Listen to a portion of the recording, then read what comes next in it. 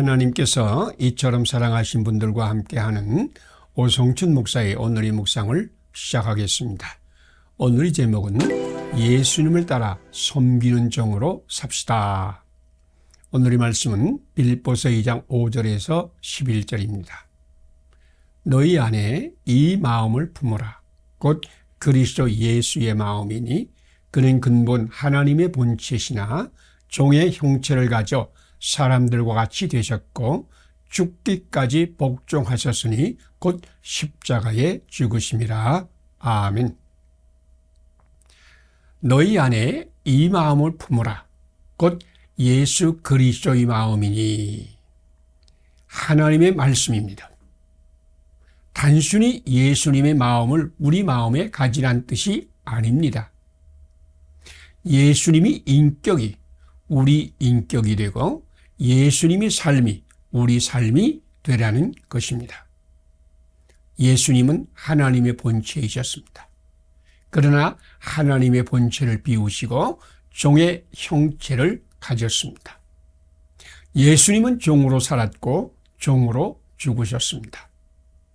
예수님은 섬김을 받으러 오지 않았습니다. 예수님은 종으로 섬기려 오셨다고 마가복음 10장 45절에 말씀하셨습니다. 믿음은 예수님을 따라 종으로 섬기는 것입니다. 그런데 제자들은 종이 되려 하지 않았습니다. 큰 자가 되려고 서로 싸웠습니다. 예수님 그런 제자들에게 너희 중에 누구든지 크고자 하는 자는 너희를 섬기는 자가 되고 으뜸이 되고자 하는 자는 종이 되어야 하리라 라고 말씀하셨습니다. 예수님은 하나님의 아들이지만 종으로 성육신하셨습니다. 우리는 종이 되신 예수님을 믿습니다. 예수님을 믿는 것은 종이 되어 섬기며 사는 것입니다. 우리는 종의 정체성을 선택한 사람입니다. 우리는 가족을 섬기는 종입니다. 우리는 직장을 섬기는 종입니다. 교회와 성도들을 섬기는 종입니다. 예수님 안에서 남편과 아내는 서로의 종입니다. 우리는 예수님 안에서 종으로 변합니다. 성령님이 종의 정체성을 가지게 하십니다. 성령님이 섬기며 살게 하십니다. 누구든지 성령님의 인도하심을 받으면 종으로 섬기며 삽니다. 깨달아 아는 것으로 부족합니다. 종으로 섬기겠다는 결심만으로는 섬길 수 없습니다. 제자들은 종으로 섬기는 예수님을 직접 보았습니다. 그들은 예수님께 섬기는 종의 삶을 배웠습니다. 그러나 그들은 종이 되기보다는 누가 크냐고 싸웠습니다. 그들은 예수님께 책망을 들었습니다. 제자들은 배우고 배웠지만 종으로 살지 못했습니다. 그런데 오순절날 성령님이 임하시자 그들은 종으로 변했습니다. 성령님이 예수님의 인격과 삶으로 인도하십니다. 먼저 성령님 충만을 구하세요. 그러면 성령님이 종이 되어 종으로 섬기며 살게 할 것입니다. 함께 기도드리겠습니다. 예수님의 삶과 인격을 너희 안에 품으라고 하신 예수님. 우리에게 하나님의 영으로 충만하게 하시어 우리도 예수님처럼 섬기는 종으로 살게 하소서. 예수님을 알지 못하여 음부의 권세 아래서 고난받는 모든 사람의 종이 되어 예수님과 함께 사랑으로 섬기게 하소서. 예수님 이름으로 기도드립니다. 아멘. 오늘의 실천사항을 함께 나누겠습니다. 예수님의 삶과 인격을 너희 안에 품으라고 하신 하나님을 따른다. 우리도 하나님의 영으로 충만하여 예수님처럼 섬기는 종의 정체성을 가지고 산다. 예수님을 알지 못하여 음부의 권세 아래 고난받는 모든 사람의 종이 되어 예수님과 함께 사랑으로 섬긴다. 감사합니다. 오늘도 하나님께서 함께 하시는 축복의 날이 되시기를 바랍니다.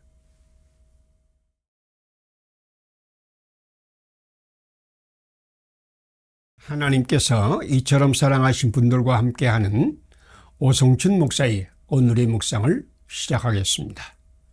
오늘의 제목은 안식일 계명은 짐이 아니라 축복과 생명입니다. 오늘의 말씀은 마가복음 2장 23절에서 28절입니다. 또 이르시되 안식일이 사람을 위하여 있는 것이요 사람이 안식일을 위하여 있는 것이 아니니 이러므로 인자가 안식일의 주인이니라. 아멘. 안식일에 제자들이 밀밭 사이로 지나갔습니다. 굶주린 제자들이 밀 이삭을 잘라 비벼 먹었습니다. 그 당시 십계명에 613계조의 세칙이 있었습니다. 이 세칙에 따르면 안식일에 추수할 수 없으며 맷돌질할 수 없습니다. 밀 이삭을 잘랐으니 추수한 것이요 비볐으니 맷돌질한 것입니다. 이것이 바리새인의 계명입니다. 제자들은 안식일 계명을 범한 죄인이었습니다. 바리새인은 법에 따라 제자들을 정죄하였으나 예수님은 생명을 살리는 것이라고 제자들을 옹호했습니다. 바리새인은 하나님의 법도를 지키는 것이 하나님을 사랑하는 것이라고 믿었습니다. 법도를 범한 자는 마땅히 정죄받아야 합니다. 그들은 계명을 순종할 때 복을 받고 계명을 범할 때 고난받는다고 가르쳤습니다. 그들은 하나님의 계명을 범하는 사람들 때문에 선택받은 민족이 식민지 백성이 되었다고 생각했습니다. 그런데 예수님은 계명을 범한 제자들을 옹호했습니다. 그들이 예수님을 죽이려고 한 것은 당연하지 않습니까? 사람이 계명을 지킴으로만 복을 받는 것이 아닙니다. 이스라엘은 그보다 큰 복을 잊어버렸습니다. 하나님의 계명은 그 자체가 복입니다. 안식일 계명을 생각해 보세요. 사람은 누구나 안식을 원합니다. 그러나 안식하지 못합니다. 쉬면 쉬는 만큼 소득이 적어지기 때문입니다. 또한 애굽의 노예 생활은 결코 안식할 수 없었습니다. 안식하면 채찍과 굶주림이 따라옵니다. 그런데 하나님은 안식일에 쉬어도 풍성한 복을 받고 평안히 지켜주신다고 약속했습니다. 안식일 계명은 이스라엘에게 엄청난 축복이요 은혜였습니다. 계명은 짐이 아닙니다. 오히려 안식일 계명은 짐에서 해방하는 축복이요 생명을 살리는 은혜입니다. 계명 때문에 굶주리거나 병을 치료받지 못한다면 축복의 계명을 저주의 계명으로 만드는 것입니다. 예수님은 안식일 계명을 해방하셨습니다. 예수님은 안식일 계명을 풍성한 축복의 언약으로 바꾸셨습니다. 안식일은 생명을 살리는 날입니다. 안식일은 축복하며 섬기는 날입니다. 예수님 안에서 계명이 짐이 변하여 생명과 축복이 되시기를 소망합니다. 함께 기도드리겠습니다. 계명이 억압과 무거운 짐에서 해방하여 축복의 계명을 살게 하신 예수님, 우리가 무엇을 해야 하는 억압과 짐이 율법에서 우리를 해방하여 하나님께서 하시는 축복의 계명으로 만드소서. 하나님의 모든 계명과 법도로 고난받는 이웃을 사랑하며 섬기게 하소서. 예수님 이름으로 기도드립니다. 아멘. 오늘의 실천사항을 함께 나누겠습니다. 계명이 억압과 무거운 짐에서 해방하여 축복의 계명을 살게 하신 예수님을 믿는다. 우리가 무엇을 해야 하는 억압과 짐의 계명에서 해방을 받아 하나님께서 하시는 축복의 계명으로 받는다. 하나님의 모든 계명과 법도로 고난받는 이웃을 사랑하며 섬긴다. 감사합니다. 오늘도 하나님께서 함께 하시는 축복의 날이 되시기를 바랍니다.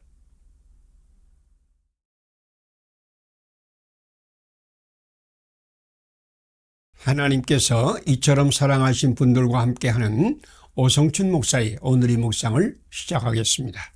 오늘의 제목은 성도들이 쓸 것을 공급하고 손대접하기를 힘쓰라입니다. 오늘의 말씀은 로마서 12장 4절에서 13절입니다. 우리에게 주신 은혜대로 받은 은사가 각각 다르니 혹 예언이면 예언의 분수대로 혹 섬기는 일이면 섬기는 일로 성도들의 쓸 것을 공급하며 손대접하기를 힘쓰라. 아멘. 손님 대접은 하나님 대접입니다. 정성을 다하여 하나님을 사랑한 적이 있습니까? 정성을 다해 손님을 대접하는 것이 정성을 다해 하나님을 사랑하는 것입니다. 아브라함은 믿음의 조상입니다. 아브라함이 장막에 앉았다가 세 사람이 지나가는 것을 보았습니다.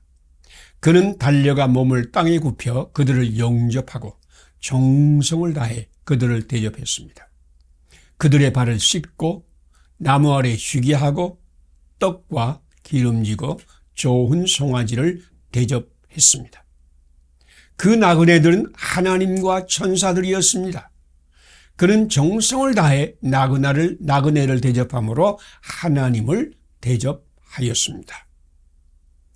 최후의 심판의 기준이 무엇인지 아시죠? 형제 중에 지극히 작은 자를 대접하였는가입니다. 줄인 자를 먹이고 목마른 자에게 물을 주고 벗은 자를 입히고 나그네를 영접하고 병든 자를 돌보고 감옥에 갇힌 자를 찾아간 자는 창세로부터 예비된 나라를 상속받았습니다. 마태복음 25장 31절에서 40절까지 말씀입니다. 지극히 작은 자를 대접하는 것이 만 왕의 왕 예수님을 대접하는 것이었습니다. 믿음은 형제를 사랑하기를 계속하고 손대접하기를 잊지 않은 것이라고 히브리서 13장 1절과 2절에서 말씀하십니다. 초대교회 선교사에게는 선교비가 없었습니다. 모두 자비량 선교사였습니다. 손님을 대접하는 사람이 없으면 전도는 불가능했습니다. 사도 바울은 성도들이 쓸 것을 공급하며 손대접하기를 힘쓰라라고 말씀하셨습니다. 하나님은 말씀만 하시는 분이 아닙니다. 말씀하신 대로 살게 은혜를 주시는 분입니다. 하나님은 손님 대접이 은사를 주시어 전도자와 나그네와 줄인 자를 정성을 다하여 대접하게 하셨습니다. 지금 손대접의 은사를 구할 때입니다. 지금 세상에는 마음이 고프고 영이 줄인 사람이 너무너무 많습니다. 헛된 영광을 구하여 서로 노엽게 하고 서로 투기하는 자들도 많습니다. 분쟁과 시기와 분냄과 당짓는 것과 분열과 술 취함과 방탕이 끊이지 않습니다. 억울하고 속상하고 외로운 영혼들이 쏟아지고 있습니다. 만왕의 왕이 이들과 함께 손님 대접을 기다리고 있습니다. 손님 대접이 은사를 구합시다. 정성을 다하는 손님 대접이 하나님 사랑입니다. 함께 기도드리겠습니다. 성도들이 쓸 것을 공급하고 손대접하기를 힘쓰라고 말씀하신 하나님, 우리도 나그네 되고 굶주리고 목마른 소자를 영접하고 대접함으로 창세부터 예비된 나라를 상속받게 하소서. 손대접이 은사를 풍성히 받아 손님을 대접함으로 하나님을 사랑하게 하소서. 예수님 이름으로 기도드립니다. 아멘. 오늘의 실천사항을 함께 나누겠습니다.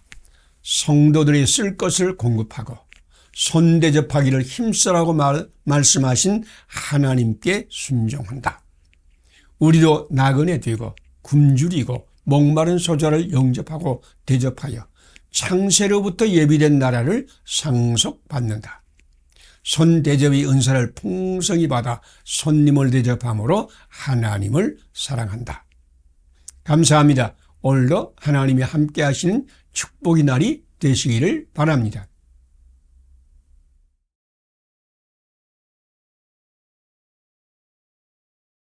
하나님께서 이처럼 사랑하신 분들과 함께하는 오성춘 목사의 오늘의 묵상을 시작하겠습니다. 오늘의 제목은 예수님 안에서 죄인이 의롭다 하심을 받습니다. 오늘의 말씀은 로마서 3장 19절에서 31절입니다. 이제는 율법 외에 하나님의 한 의가 나타났으니 곧 예수 그리스도를 믿음으로 말미암아 모든 믿는 자에게 미치는 하나님의 의니 차별이 없느니라. 아멘. 사랑이 법을 잠재울 수 있을까요? 법은 잠재울 수 없습니다. 죄의 삭은 사망입니다. 이것은 하나님의 법입니다. 죄에는 반드시 책임이 따릅니다. 죄를 지으면 사망의 벌을 받아야 합니다. 법을 잠재우는 것은 사탄의 일입니다. 법을 지키는데 전혀 다른 두 가지 길이 있을 뿐입니다. 율법의 길과 복음의 길입니다. 율법의 길은 죄를 지은 자가 벌을 받는 길입니다. 복음의 길은 사랑하는 사람이 죄를 지은 사람을 대신하여 벌을 받는 길입니다. 이 두 길을 혼동하는 사람이 많이 있습니다. 정의는 죄의 삭을 받는 것입니다. 이것은 변함이 없는 진리입니다. 그러나 죄의 삭은 꼭 자기가 받아야 하는 것이 아닙니다. 하나님은 속죄 제사의 법을 주셨습니다. 죄를 지은 사람이 속죄 제물을 드림으로써 죄 사함을 받는 법입니다. 죄는 사람이 지었지만 양이나 염소나 소가 대신 죽음을 당합니다. 주기도는 죄를 빚에 비유했습니다. 빚쟁이의 빚을 다른 사람이 갚아도 빚쟁이의 빚은 없어집니다. 간음한 여자는 반드시 돌에 맞아 죽어야 합니다. 바리새인과 서기관들은 간음한 여자를 돌로 치려고 했습니다. 예수님은 그들에게 죄 없는 자가 먼저 돌로 치라라고 말씀하셨습니다. 그들 자기도 죄인임을 깨닫고 정죄의 돌을 내려놓았습니다. 그런데 죄가 없으신 예수님도 그녀를 정죄하지 않았습니다. 예수님 자신이 그녀를 대신하여 정죄받고 죽었습니다. 그녀에게는 용서와 생명을 주셨습니다. 이것이 예수님의 정의입니다. 이것이 복음적 정의입니다. 예수님은 간음한 여인도 이처럼 사랑했습니다. 예수님은 그녀에게도 영생을 주시려고 오셨습니다. 예수님은 흑암의 여자를 품어 안고 그녀를 빛의 여자로 만들었습니다. 예수님은 그녀에게는 생명의 축복을 주시고 자신은 죽음의 십자가를 지셨습니다. 복음은 법을 잠재우지 않습니다. 복음은 죄를 대신 집니다. 복음은 자기 생명을 그에게 줍니다. 복음 증거는 죄를 대신 지는 것입니다. 복음의 증인은 자기 생명을 주는 자입니다. 이것은 우리가 할 수 있는 것이 아닙니다. 당신에게 성령이 임하시면 권능을 받고 복음의 증인이 될 것입니다. 함께 기도드리겠습니다. 죄의 대가로 반드시 죽어야 할 우리에게 오셔서 우리 죄를 대신 지시고 십자가에 죽으신 예수님, 우리 모두 예수님 안에서 모든 죄를 용서하고 칭의받게 하셨음을 감사 찬양 드립니다. 예수님이 영으로 충만하여 예수님과 함께 대속 사역에 참여하게 하소서. 예수님 이름으로 기도드립니다. 아멘. 오늘의 실천상을 함께 나누겠습니다. 죄의 대가로 반드시 죽어야 할 우리에게 오셔서 우리 죄를 대신 지시고 십자가에 죽으신 예수님을 믿는다. 예수님 안에서 우리 모든 죄가 용서받고 칭의받은 것을 감사 찬양한다. 예수님이 영으로 충만하여 예수님이 대속사에게 참여하여 죄인을 무조건 용서한다. 감사합니다. 오늘도 하나님이 함께 하시는 축복의 날이 되시기를 바랍니다.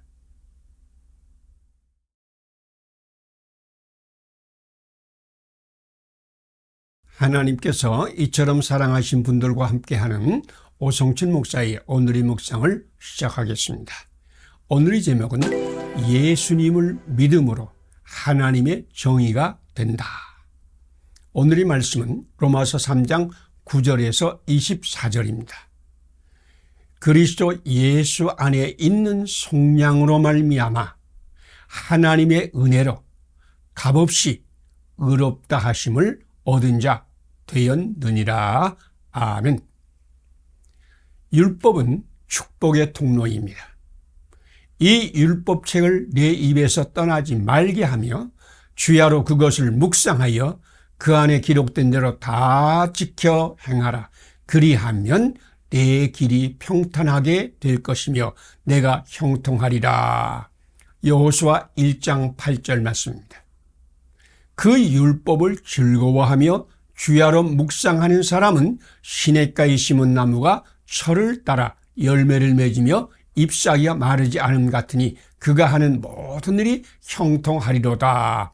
시편 1절, 2절, 3절 말씀입니다.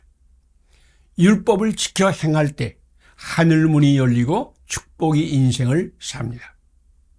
예수님은 천지가 없어지기 전에는 율법이 1.1획이라도 없어지지 않고 다 이루리라고 마태복음 5장 18절에 말씀하셨습니다. 율법은 반드시 지켜야 한다는 말씀입니다. 하나님은 혼돈에서 질서를 창조하셨는데 질서의 중심이 율법입니다. 율법이 없어지면 질서가 파괴됩니다. 세상은 혼돈으로 변합니다. 율법은 세상을 지탱하는 힘입니다. 그런데 죄로 말미암아 율법의 의가 실패했습니다.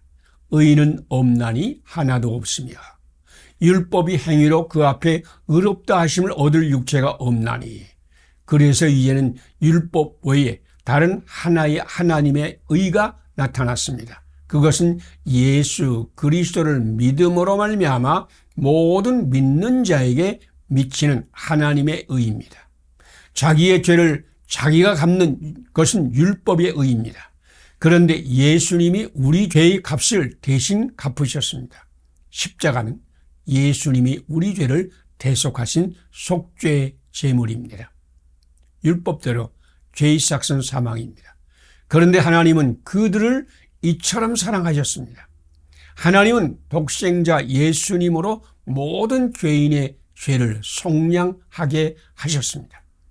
예수님이 십자가에서 죄인을 속량하는 속죄 제물이 되셨습니다. 그리스도 예수 안에 있는 속량으로 말미암아 모든 죄인의 죄가 없어졌습니다. 예수님이 우리 죄를 지시고 대신 벌을 받으신 것입니다. 그러므로 누구든지 예수님을 믿으면 죄는 없어지고 의로운 자가 됩니다. 이것은 하나님의 은혜요, 값없이 주시는 선물입니다. 예수님을 주님으로 영접하면 예수님이 당신을 하나님의 의가 되게 하십니다. 예수님이 당신의 정의입니다. 예수님 안에 있는 것이 정의입니다.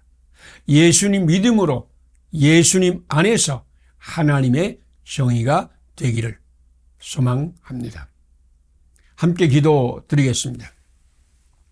우리를 이처럼 사랑하셔서 독생자로 우리를 위한 속죄 제물로 삼으신 하나님, 우리도 속량의 주 예수님을 주님으로 믿고 따르게 하소서.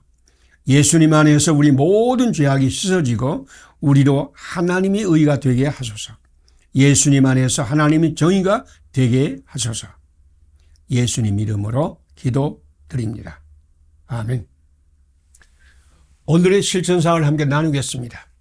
우리를 이처럼 사랑하셔서 독생자로 우리를 위한 속죄의 제물을 삼으신 하나님을 믿는다. 우리도 속량의 주 예수님을 주님으로 믿고 따른다.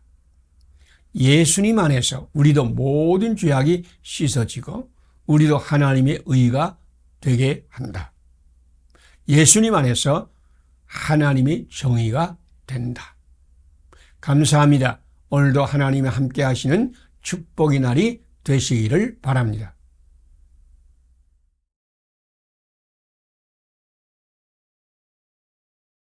하나님께서 이처럼 사랑하신 분들과 함께하는 오성춘 목사의 오늘의 묵상을 시작하겠습니다. 오늘의 제목은 예수님이 눈으로 사람을 보는 영의 사람이 되기를 입니다. 오늘의 말씀은 요한복음 9장 1절에서 7절입니다. 이 사람이나 그 부모로 인한 것이 아니라 그에게서 하나님이 하시는 일을 나타내고자 하심이라. 아멘.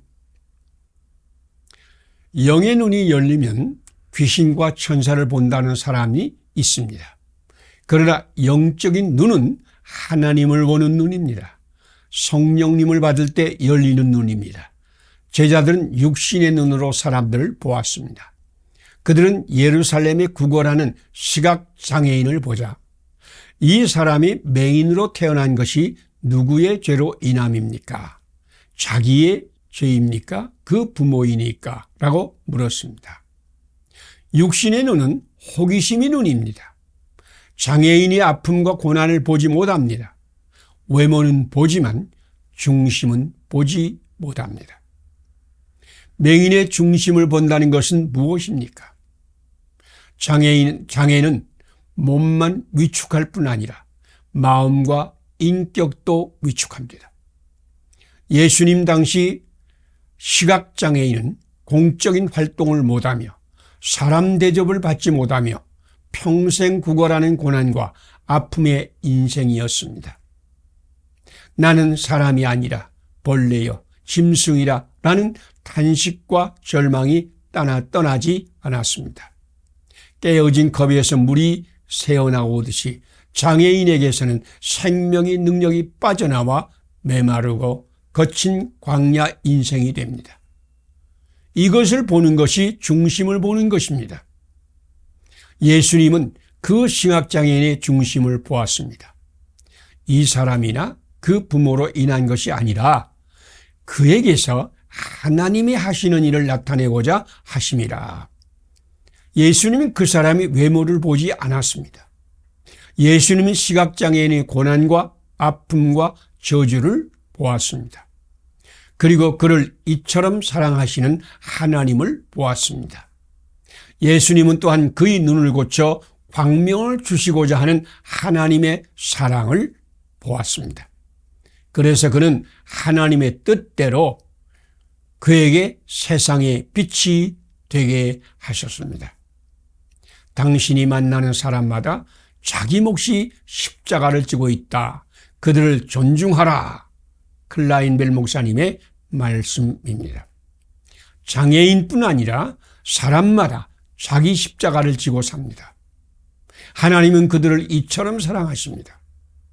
하나님은 그들의 아픔과 고난을 보십니다.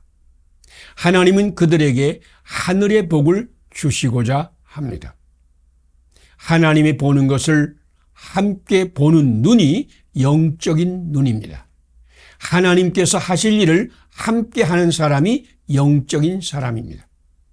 예수님 안에서 영적인 사람이 되시기를 축복합니다. 함께 기도드리겠습니다. 예루살렘 거리에 시각장애인 거지를 향하신 예수님의 사랑을 보고 그의 아픔과 저주를 감격과 축복으로 바꾸신 예수님. 우리도 예수님과 함께 사람의 중심을 보고 하나님의 사랑을 구하게 하소서. 자기 십자가를 지고 사는 이웃을 사랑으로 존중하며 축복하게 하소서. 예수님 이름으로 기도드립니다. 아멘. 오늘의 실천상을 함께 나누겠습니다. 예루살렘 거리에 시각장애인 거지를 향하신 하나님의 사랑을 보고 그의 아픔과 저주를 감격과 축복으로 바꾸신 예수님을 믿는다. 우리도 예수님과 함께 사람의 중심을 보고 하나님의 사랑을 구한다. 자기 십자가를 지고 사는 이웃을 사랑으로 존중하며 축복한다. 감사합니다. 오늘도 하나님이 함께 하시는 축복의 날이 되시기를 바랍니다.